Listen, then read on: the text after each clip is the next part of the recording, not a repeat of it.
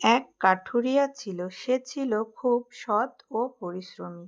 সে সারাদিন কাঠ কাটতে কাটতে ক্লান্ত হয়ে একটি গাছের নিচে বসে বিশ্রাম নিচ্ছিল আর ভাবছিল, এভাবে আর কতদিন, এভাবে তো চলা যায় না।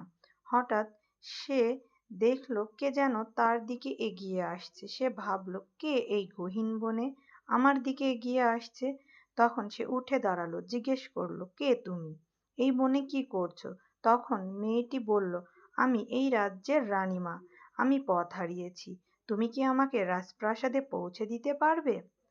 কাঠুরিয়া বলল, হ্যাঁ, ঠিক আছে। কাঠুরিয়া নিরাপদে তাকে রাজপ্রাসাদে পৌঁছে দিল।